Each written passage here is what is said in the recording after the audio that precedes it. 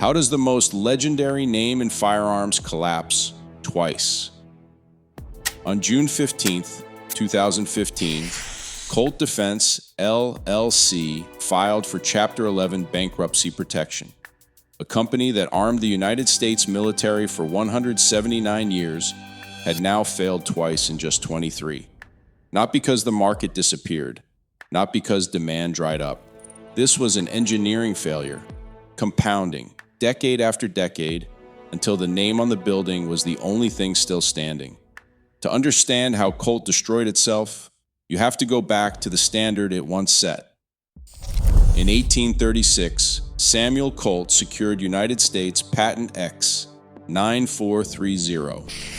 The document detailed a rotating cylinder mechanism that solved a fundamental mechanical problem: how to reliably align a revolving chamber with a single, stationary barrel. Rather than relying on the manual alignment of multiple barrels, Colt's design utilized a powel linked directly to the hammer, rotating and locking the cylinder with each cocking action. It was a mechanical solution. It was also a blueprint for an entirely new manufacturing philosophy. At the Hartford Armory, established in the late 1840s, Colt did not just build firearms. He designed the processes that produced them. The core of this system was the concept of interchangeable parts. Before this period, firearms were built by hand, with each component filed and fitted to a single weapon. If a part broke in the field, a gunsmith had to custom fashion a replacement. Colt rejected this model, implementing a rigid jig and fixture system that enforced uniform tolerances across the factory floor. Under this Hartford model, hand-operated lathes and milling machines cut raw steel into identical dimensions.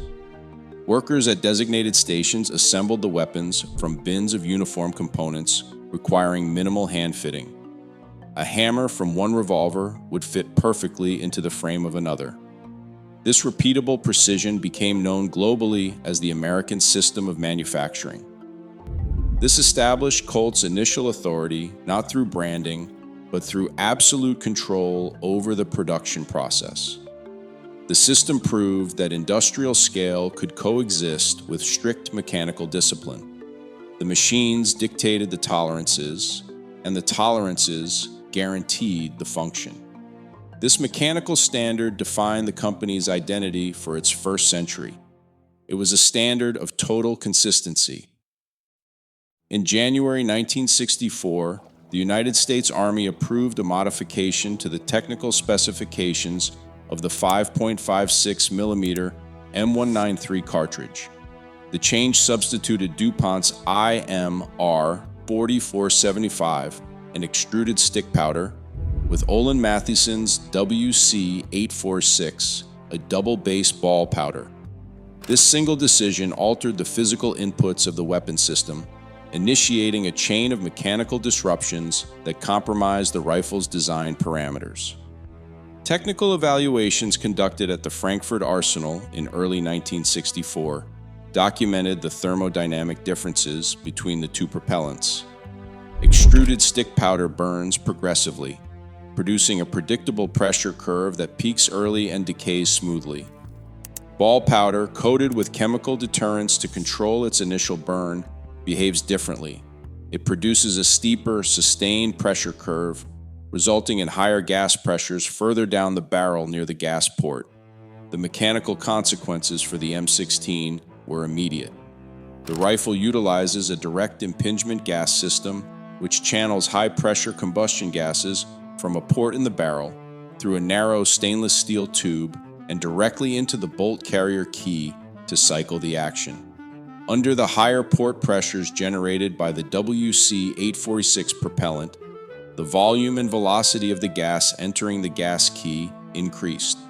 This spiked the weapon's cyclic rate of fire from its design parameter of 750 rounds per minute to over 900.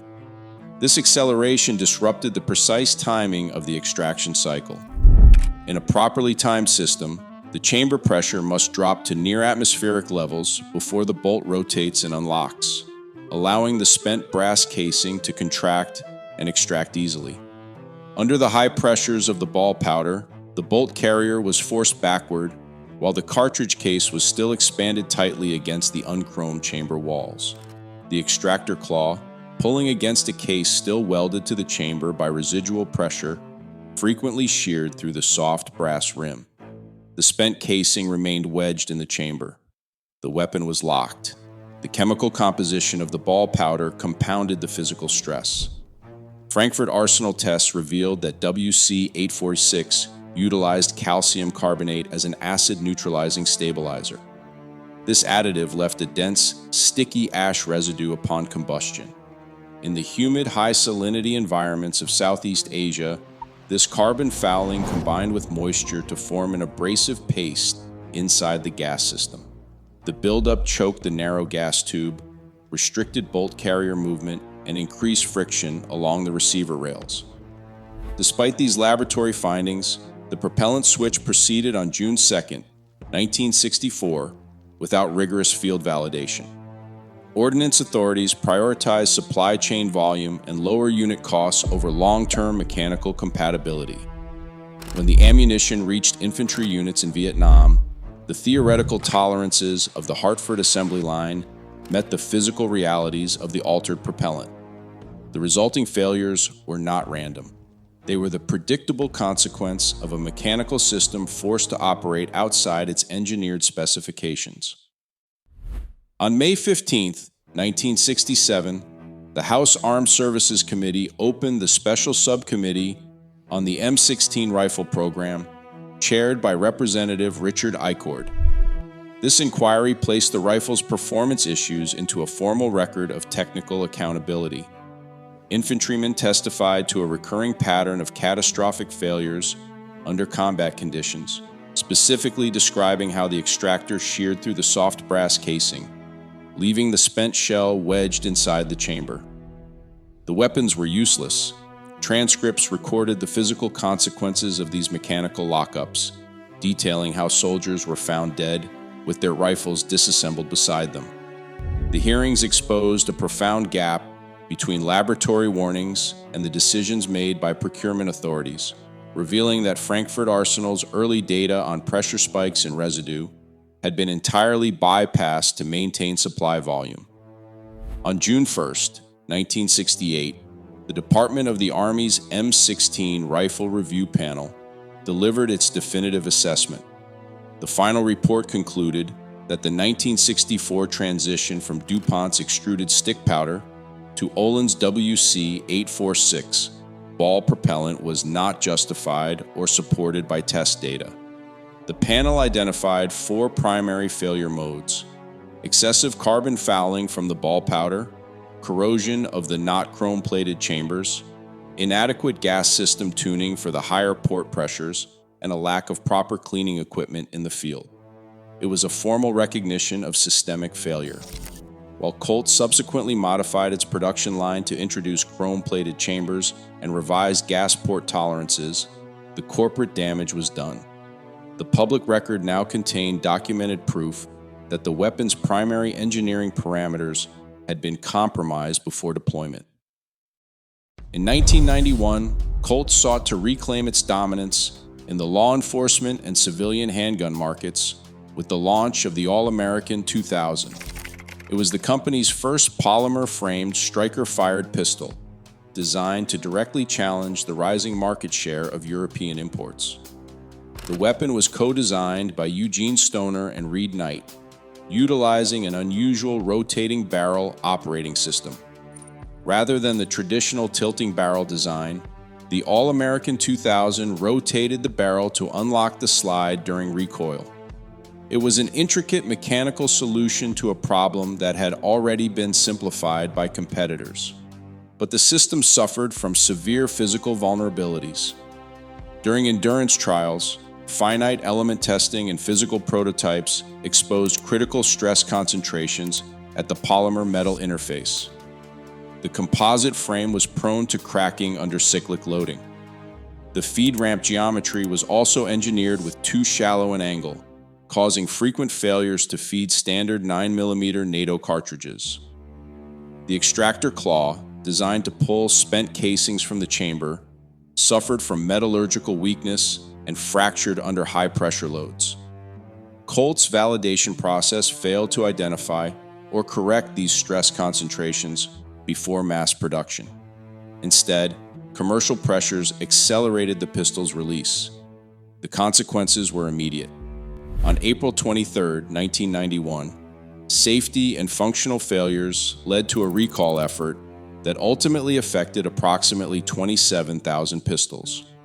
The recall, combined with the subsequent collapse in market demand and the cost of redesigning the platform, resulted in a documented $62 million loss. The pistol was quietly discontinued. This mechanical failure occurred in the shadow of a far simpler, highly successful competitor. In the early 1980s, the Austrian military adopted the Glock 17. The weapon was designed by Gaston Glock, a manufacturer whose previous experience was limited to polymer hardware, military knives, and curtain rods. Glock possessed no formal background in small arms design, but his lack of traditional gunsmithing biases allowed him to approach the semi-automatic pistol from a perspective of raw material science. The Glock system bypassed mechanical complexity. It used a modified Browning tilting barrel mechanism with a tapered locking block, an angled feed ramp, and a robust dual spring extractor. It was a self-cleaning system that tolerated wide variations in cartridge pressure and ammunition dimensions. It was cheap to produce, simple to maintain, and exceptionally reliable. The juxtaposition exposed a stark decline within the Hartford Armory. Colt, an institution with 150 years of engineering legacy and military pedigree, had failed to field a functional polymer pistol. Its complex, over-engineered rotary barrel was mechanically inferior to a system devised by a former curtain rod manufacturer. The All-American 2000 proved that Colt's engineering vulnerabilities were no longer confined to military procurement contracts. The Ichord had spread to its core commercial design team. In February 2013, the United States Army stripped Colt of its defining military franchise. The service awarded the primary production contract for the M4 and M4A1 carbines to FN Herstal, a Belgian-owned competitor manufacturing in South Carolina. The $77 million contract confirmed a stark reality. Colt had lost the manufacture of its own signature platform. This was a clinical verdict on industrial decline.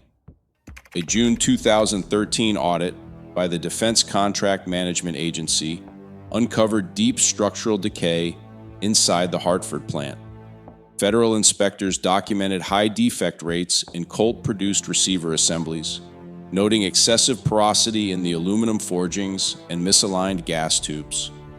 The century-old production infrastructure, once the pioneer of the American system, had become a liability. While competitors utilized modern statistical process control and automated coordinate measuring machines, Colt still relied on aging tooling and visual checks. FN Herstal maintained a 99.3% first-pass quality rate. Colt could not match the standard. The cost structures were equally uncompetitive. Colt's reliance on outdated tooling pushed its internal cost estimate to $1,200 per rifle. FN Herstal delivered the exact platform for $650. The solicitation's rigid requirements for unit cost and quality acceptance left no room for legacy prestige. The decline was now mathematically measurable. The mathematical reality of the M4 contract loss in 2013 did not initiate the collapse. It finalized a sequence of structural failures that had already been codified in federal court. For Colt, the legal records of bankruptcy do not represent isolated financial misfortune, but rather the formal diagnostic report of an engineering system in terminal decline. On March 19, 1992, Colt's manufacturing company filed for Chapter 11 bankruptcy protection. The petition, filed in the wake of a prolonged labor strike and mounting debt, arrived as the financial consequence of the All-American 2000 disaster. The design defects, material failures, and subsequent recall of that polymer pistol program had culminated in a $62 million loss, draining the firm's remaining capital. Balance sheets submitted to the court recorded $91.5 million in assets against $82.5 million in liabilities. It was the first formal acknowledgement that the company's manufacturing model could no longer sustain its operational overhead. 23 years later, the same systemic pathologies produced an identical result. On June 15, 2015, Colt Defense, LLC entered Chapter 11 bankruptcy in the United States Bankruptcy Court for the District of Delaware. The filing under Judge Lori Selber Silverstein followed a rapid, day-by-day operational collapse. On June 13th, employees received termination notices. On June 14th, primary suppliers halted material shipments. On June 15th, the bankruptcy court accepted the petition. The legal filings documented a debt load exceeding $350 million, driven by ongoing cash flow deficits, legacy pension obligations, and the loss of the M4 contract. The court records directly linked the insolvency to the failure to modernize the Hartford assembly lines, rendering Colt unable to compete with the automated, high-precision manufacturing systems of its international rivals. Between these two filings, spanning more than 2 decades, lies a continuous record of technical and organizational stagnation. A battlefield reliability crisis in Vietnam, a recalled handgun modernization attempt, and a lost primary production bid were not separate misfortunes. They were symptoms of a singular, unresolved engineering culture. The company repeatedly relied on its historic prestige to secure contracts, while failing to implement the statistical process control, empirical validation, and infrastructure upgrades necessary to produce reliable, modern small arms. The legacy manufacturing infrastructure became a liability when modernization stalled. The physical machines at the Hartford plant grew obsolete, unable to meet the 99.3% first-pass quality rate achieved by competitors. When the company could no longer deliver physical reliability at a competitive unit cost, the brand's historic identity could not save it from liquidation. Today, under foreign acquisition, the brand exists as a subsidiary, with corporate press releases promising investment in automated tooling and standardized quality controls. Yet the original industrial entity has ceased to function. The name lives on, but the engineering soul is gone. This leaves an open question for modern manufacturing as a whole. What does it mean when a company's name outlives its technical capability?